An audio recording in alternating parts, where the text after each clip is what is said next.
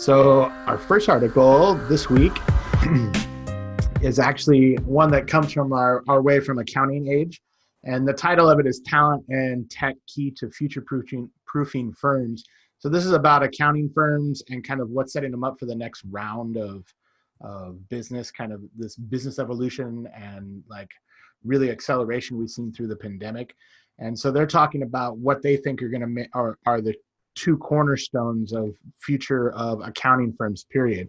And so what they're saying is, of course, talent. And when they're talking about talent, they're often talking about, in the article at least, they're using verbs to describe people as like client service and interaction. And I think less about like the hardcore accounting is what they're talking about. And they talk about kind of like how that fuels the growth. And then technology, of course, is boosting efficiency. They don't really get too far into specifics, but I thought it would be a good starting point to maybe really reiterate our stance on how we feel about the future of an accounting firm and how it looks. Yeah, I mean, I think those two topics are exactly the way I see it as well, is that, and what I often say is that as you prepare for the future, I see kind of two paths, and so one path is a technical path where you're leveraging technology to create efficiencies, and you basically become a software company. Like an accounting firm can become more of a software company. And I think they could potentially be deploying engineers to develop standardized solutions for their clients, essentially, where the client brings them data and the firm's proprietary solutions are able to then kind of churn through that and provide answers using technology. So I think that is a future of a potential future for accounting firms, is to become very like technology oriented in that way. I think the other path is this. Which is our path. We're not deploying developers. We're not actually trying to develop technological solutions that will manage our clients' data in a standardized way. We're approaching our clients and their problems with very customized solutions. We're very human-centric solution, basically, which means that we have to gravitate towards the more complex, customized, less standardized kinds of things for us to work on with clients, things that can't be done by some kind of algorithm or software piece. And so, yeah, I really believe in the investment in people as being super important if you're going to take our path and really go down the path of providing customized service, customized solutions, customized problem solving for your clients. Yeah, and I think this is like a theme that we're seeing develop, because I can tell from my inbox, I've been getting a lot more emails from companies that are trying to see themselves as a supplement to an accounting service. I had like an email recently where it's basically somebody tried to set up a team of software developers in other countries and then write emails to accounting firms to say, hey, we'll come integrate into your process and find ways to automate in what you're doing. And I think that there is a place for that, but I think oftentimes it just comes down to getting into the business and getting a firm understanding of what they're doing before any kind of automated solution can be really considered. The other thing I was thinking about with accounting firms and technology is just that a lot of the times it's the simple things that like, for example, how we share files, and there's a site dedicated specifically to that individual task, and then there's like sites dedicated to taking in calendar entries so that you don't have any interaction and a person can just schedule with you well into the future. And so I think some of it is just finding all the little automations and the little tools that help you get through, the easier parts of your day, and so that you can have the time available to focus on what is really the more interesting thing, which is the problems you're there to solve. And so, yeah, but I do think it's a way of the future, and I do think we're going to see more of this develop as time continues to go on. I think it's worth mentioning too, probably, that size doesn't matter here. I think what does depend maybe on size, is like internally created software like you would see at a large accounting firm versus a smaller accounting firm that needs to then, and we're talking about, I'm talking about traditional firms in this sense, a tax or audit and attest kind of firm that does that. They're going to have to leverage the existing out of the box kind of software that they're going to have to use. And so I kind of see there's two sides to that equation, but I think the thing that overlaps both of them is weaving the technology with the people. All of these will have, client service aspects to them, and especially kind of the new wave of accounting firms that we've kind of seen come off, where they're offering implementation services like ourselves, or offering supplementary services outside of what a traditional accounting firm offers. Everybody's going to have to mix the technology and the rise of either out of the box software or something you're creating internally, I think, or you're just going to go the way kind of the old green books of general ledgers went when computers came around. Yeah, I would caveat that with that when you talk about small firms kind of that take on services or kind of have a business model where what they're doing is rolling out integration of out of the box software. I don't think that the small business platforms, software platforms, are doing accountants any favors on that. They pretend to, and they kind of create these accountant programs, and they really try to say that they're partnering with accountants. But I'll just call it out. If you're talking QuickBooks or Xero or any of those kinds of platforms, we use them with our clients, and I think they're good programs. But I don't think that they are really thinking about me strategically. And I think that their goal at the end of the day is to make their program so user friendly that clients wouldn't need me for integration services, essentially.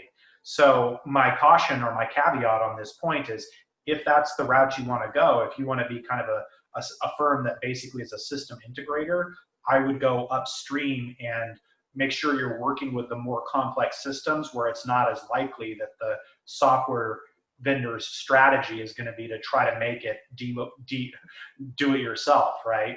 A DIY, right? Because QuickBooks and Xero knows they really invest a lot in trying to make their interfaces as much DIY as they can, which is not really that helpful for strategically for us building a practice as accountants around them, as much as kind of more complicated packages like NetSuites or Intact or things of that nature, where those are just not going to be DIY packages. You need expertise to kind of implement those things. So yeah, that's my thought on it. Is if you're going to do that, go upstream and work with the more complicated packages.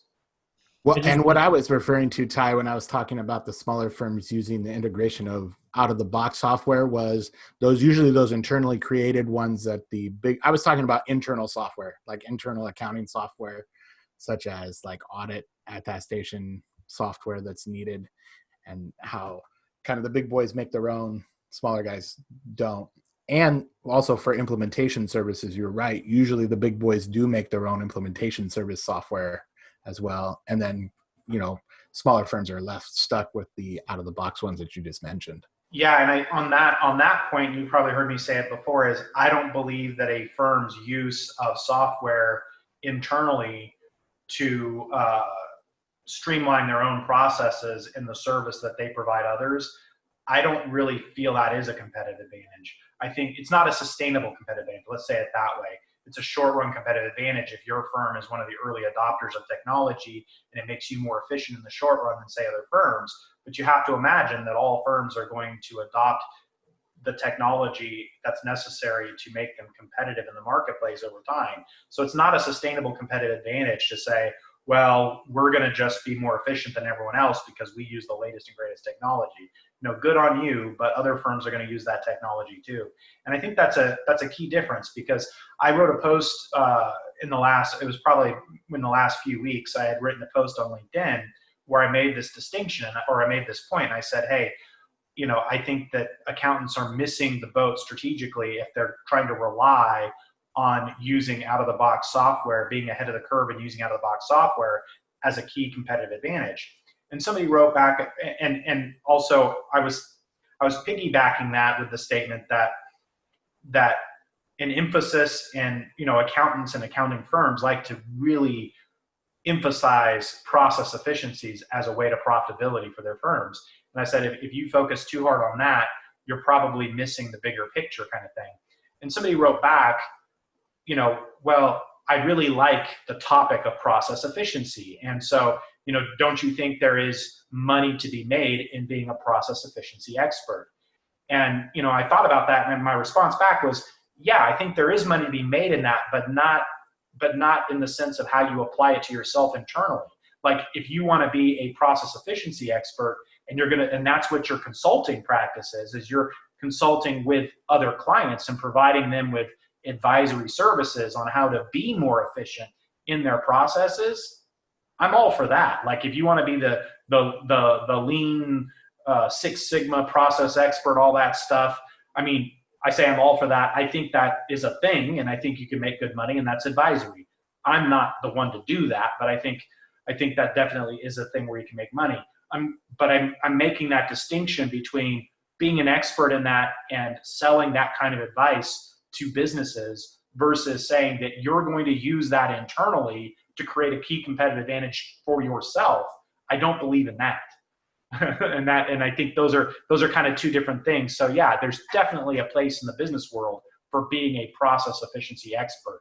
But if you think as an accounting firm, you somehow have that nailed better than any other firm, and that's going to be your competitive advantage, to me, that's just silly. No. What about just the idea of like early adopters of really effective software that maybe other smaller firms didn't take the R&D to realize that some other product was out there that could have helped them, and then this other firm is focused on what tools can we use, and so they find some software more quickly and adapt to it maybe more quickly than some other firm.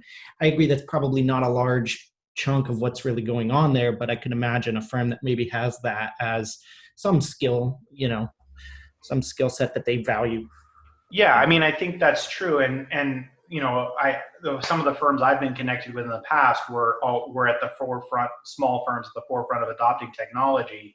And I do think, obviously in the short run, if there's any efficiency to gain from adopting the technology, if you're the leader in doing that, then you might be getting some short-term advantage on that. And when we talk short-term, that advantage may last for a good decade or so. I think we've talked amongst us, we've talked before, and AJ shared, he's worked with a firm where, they were kind of a decade behind in rolling out, say, like paperless and electronic work paper type stuff, right? But I think it's difficult because it's hard to know. There's pros and cons, right? Because if you're on the front end of that and you're trying to say, well, I'm capturing process efficiencies, but you're one of the first ones doing it. So you're also making all the mistakes, right? And you're spending all the time on pioneering how this actually works, right? And then if you're on the back end of that, maybe you lose some process efficiencies that others gain by being early adopters, but maybe your implementation costs are much lower because the path to going, like if you're one of the last firms to go paperless, the path to become paperless is pretty well known right now. So you're not like you're not pioneering that process. And if you do it right, you could be pretty quick at it compared to the firms that did it early on, right? And so, where's that trade-off? Where's that equilibrium? I think that's probably hard to know. And I can't say that, just looking if I look at all the firms I know of in the Portland metro area and knowing some that used paperless early on and some that didn't, I can't really say that I actually see an enormous amount of difference in their success and profitability over the last 10 years where paperless became a thing, right? So it's hard to say that one firm was actually more successful than the other holistically because they adopted the technology early. I think there's too many factors going into that to know whether that's actually the case. It's a nice theory, but does it actually bear out? I'm not sure. Yeah, I think that makes sense. And yeah, it's also hard to have one software that is so so amazing that it completely revitalizes the whole industry or changes, in order for that to really make sense, that software would have to be amazing. And I think that when looking at these types of softwares, there's not so much incremental difference between them that can really happen.